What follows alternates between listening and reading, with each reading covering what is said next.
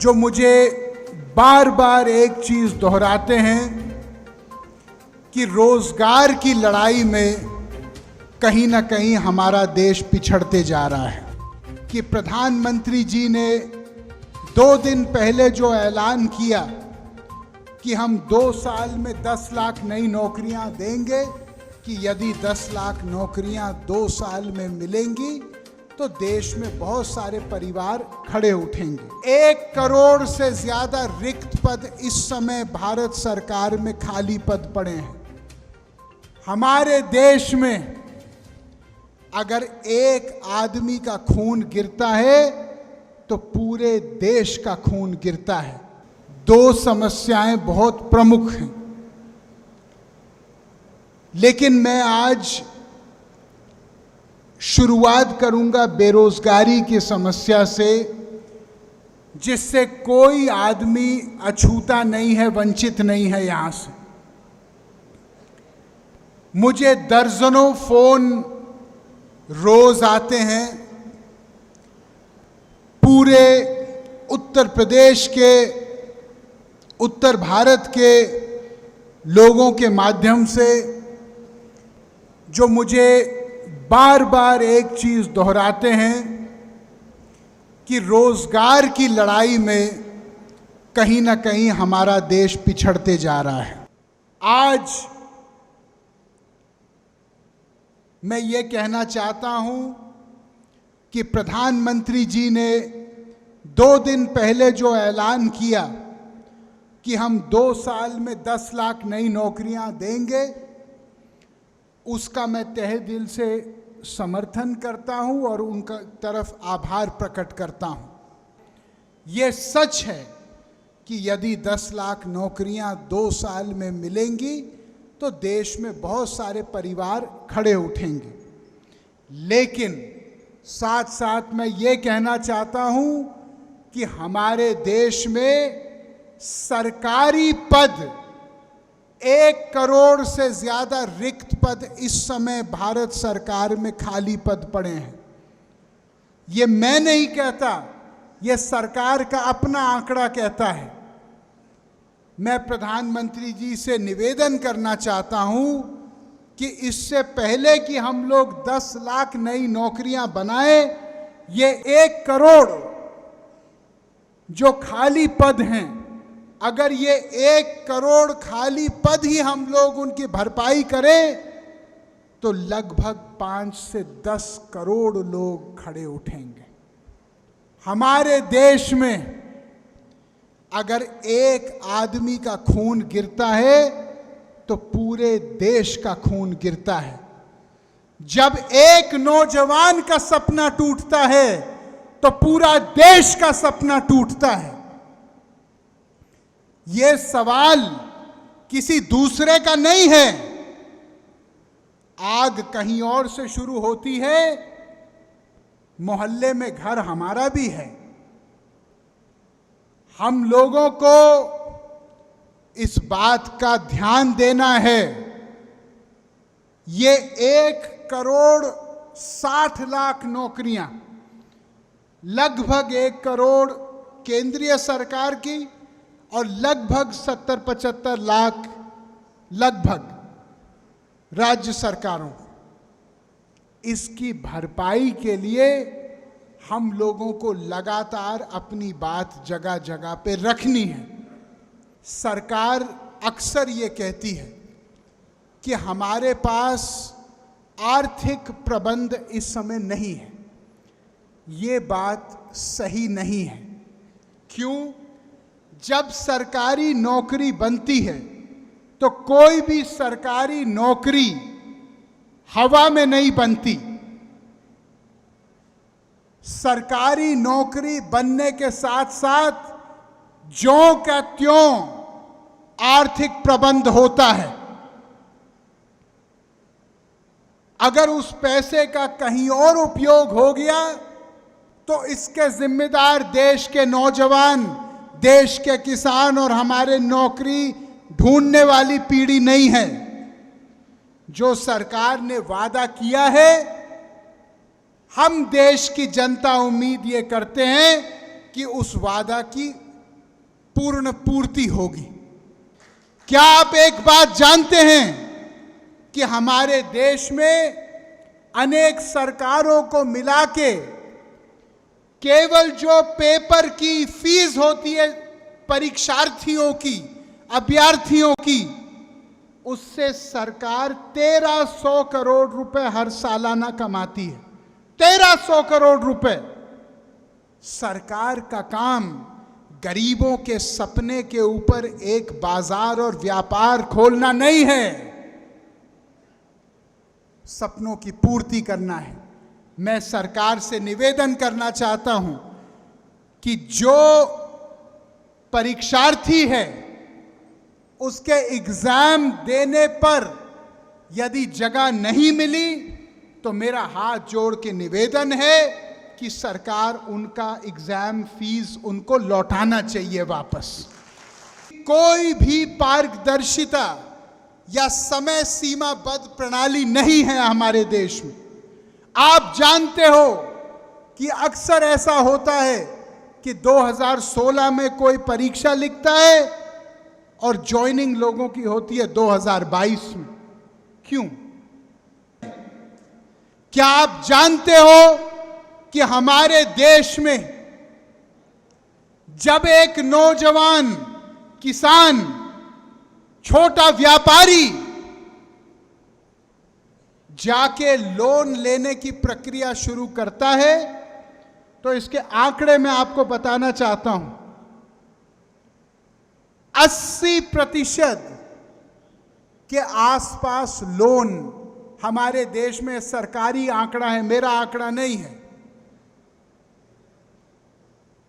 लगभग 80% लोन उन उद्योगपतियों को केवल मिलते हैं जिनकी सालाना लेन देन, जिनका ईयरली टर्नओवर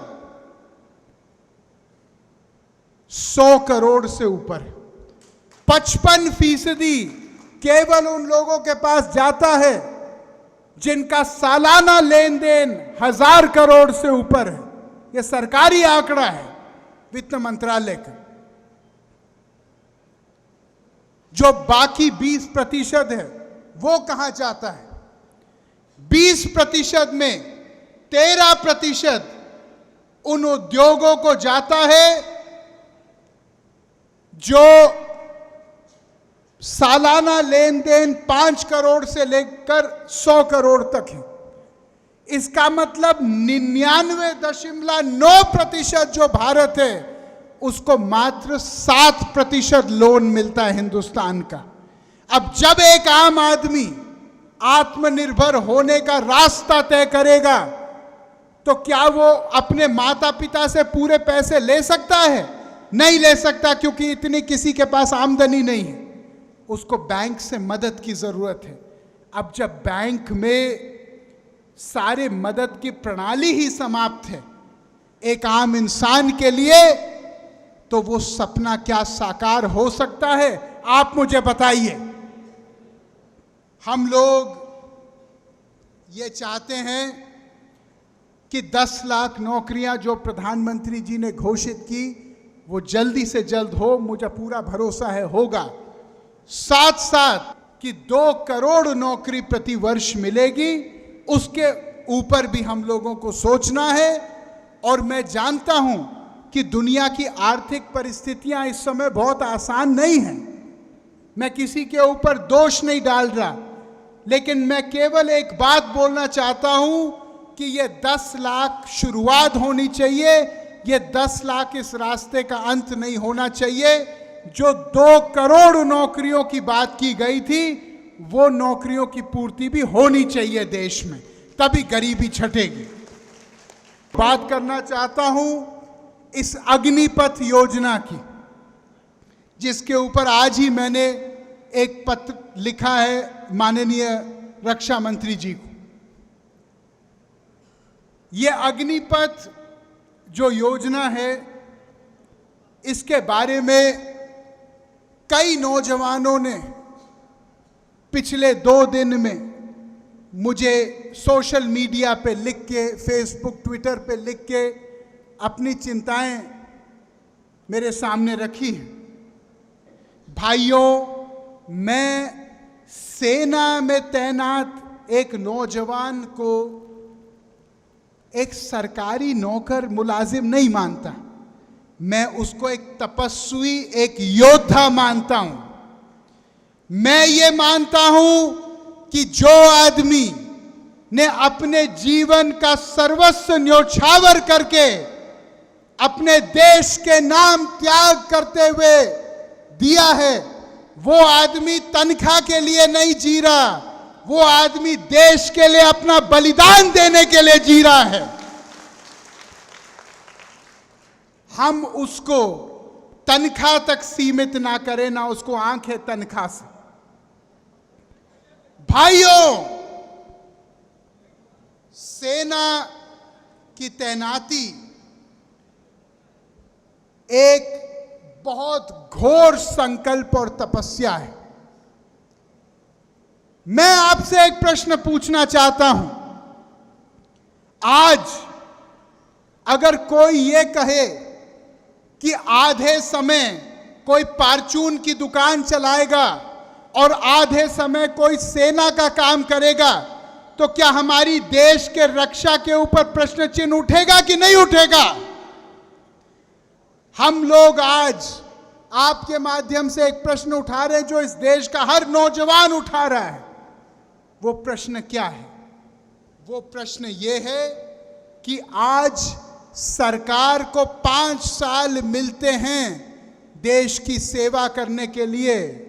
वरुण गांधी को 5 साल मिलते हैं पीलीभीत के जनता की सेवा करने के लिए।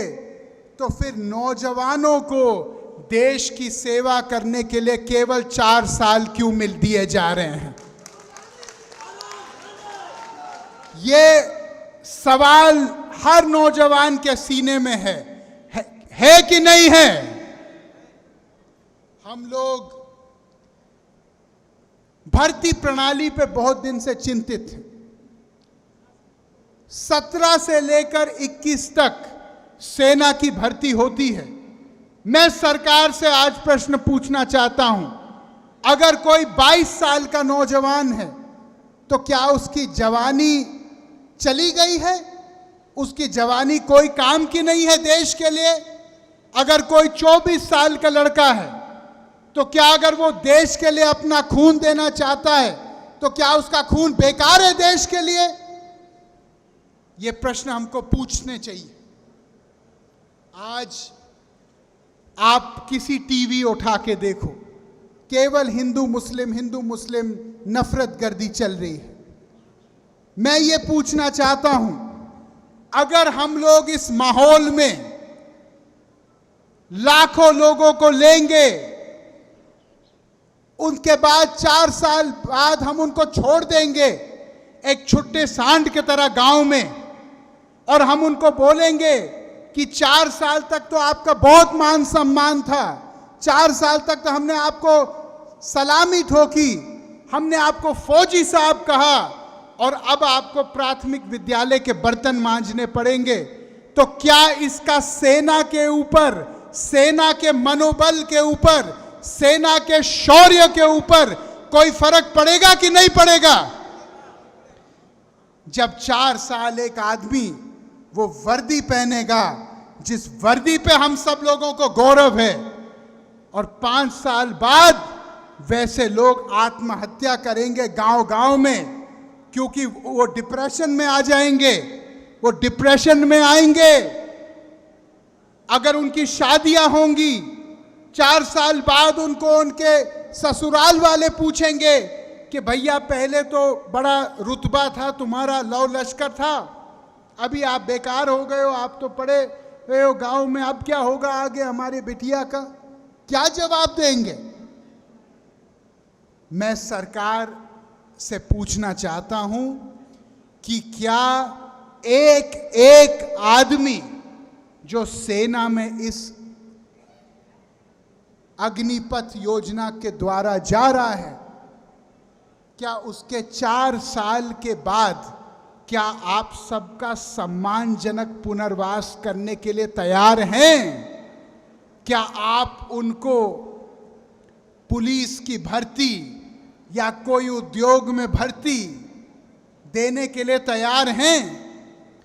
भाइयों, आज हमारे देश में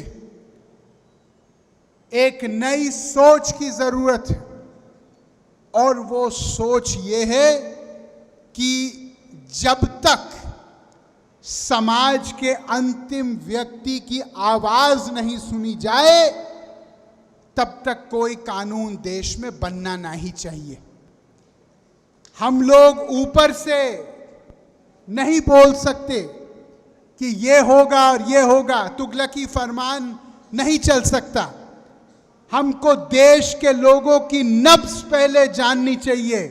हमको देश की भावनाओं को पहले सम्मान और आदर के साथ सुनना चाहिए। हमको पहले यह समझना चाहिए कि समाज का जो रीति नीति है वो किस बात से उठेगी और किस बात से नकारात्मक रूप से प्रभावित होगी, और ये समझ के कोई कदम हम लोगों को उठाना चाहिए। सवाल रोजगार का केवल नहीं है, सवाल राष्ट्रीय सुरक्षा का है, सवाल हमारे देश का मान सम्मान का है। यही जोश मैं आपके अंदर हर समय देखना चाहता हूं। इसी भरोसे के साथ मैं आपकी लड़ाई हमेशा लड़ते रहूंगा। जय हिंद, जय भारत।